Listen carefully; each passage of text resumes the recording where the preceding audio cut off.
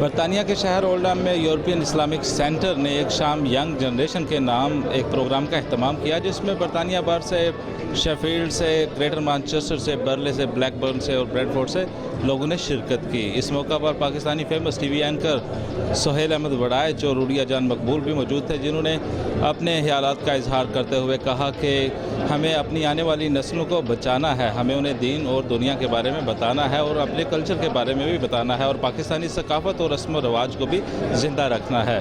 آئیے دیکھتے ہیں ایک رپورٹ۔ آپ جس شلغار سے نبردآزما ہو، آپ اس کی خامیوں کو ہم سے زیادہ جانتے ہو۔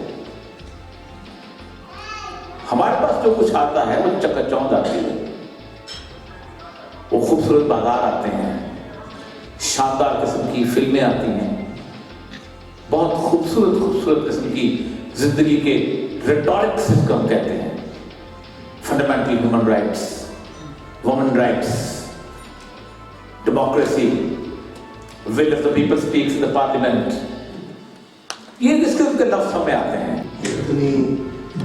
اتنی سجاوٹ اور اتنی آرائش، اور ایسے لگ رہا ہے کہ یہ کوئی مذہبی سینٹر نہیں، جیسے کہ ایک شادی کا سما ہو۔ اور کاش ہمارے سارے پاکستان میں بھی جو مذہبی اجلاس ہیں وہ اتنے ہی حسین ہوا کریں، اتنے ہی صاف ستھرے ہوا کریں۔ آپ کم از کم یہ شعور ضرور پاکستان تک میں تو پہنچاؤں گا، آپ کو بھی جب موقع ملے گا ضرور کہ ضروری نہیں کہ گندی جگہ۔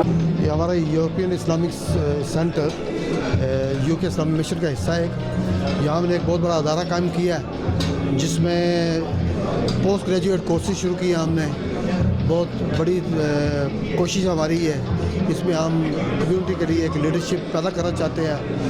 اس کے علاوہ ہم نے یہ ایک بہت بڑا ہال، جو فنکشن ہال ہے، اس میں کانفرنسز ہو سکتی ہیں، اس میں شادیاں ہو سکتی ہیں، اس میں دوسری قسم کے ایونٹس ہو سکتے ہیں، ایکزیبیشنز ہو سکتی ہیں، چیریٹی فنڈ ریزنگ ڈنرز ہو سکتے ہیں۔ تو اس کی بھی جو آمدن ہوگی وہ بھی انشاءاللہ دین کے فروغ کے لیے استعمال ہوگی۔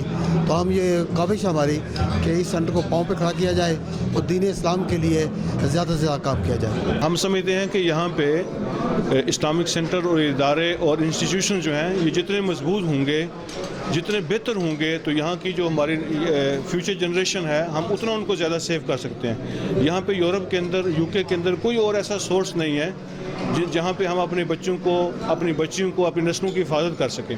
تو یہ اسلامک سینٹر اور مساجد اور ادارے ایسے ہیں جہاں پہ ان کی حفاظت کر سکتے ہیں۔ تو ہر بندے کو ان کے ساتھ تعاون کر کے ان کے اندر بہتری لانی چاہیے۔ یہ ہمارا سب سے بڑا سورس ہے، اس کے علاوہ کوئی اور سورس نہیں ہے۔ دراصل آج کے پروگرام کا مقصد لوگوں کے اندر اویئرنیس پیدا کرنا اور یہ ان کو احساس دلانا کہ چیریٹی ہم ساری دنیا میں بیچتے ہیں، بیچنی چاہیے، لیکن ہمیں اپنی آنے والی نسلوں کے لیے یہاں بھی اس کا کچھ حصہ خرچ کرنا چاہیے۔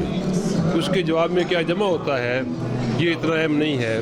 اصل بات یہ ہے کہ ہمیں اس بات کا احساس ہو کہ ہماری یہاں پر بھی ذمہ داری ہے۔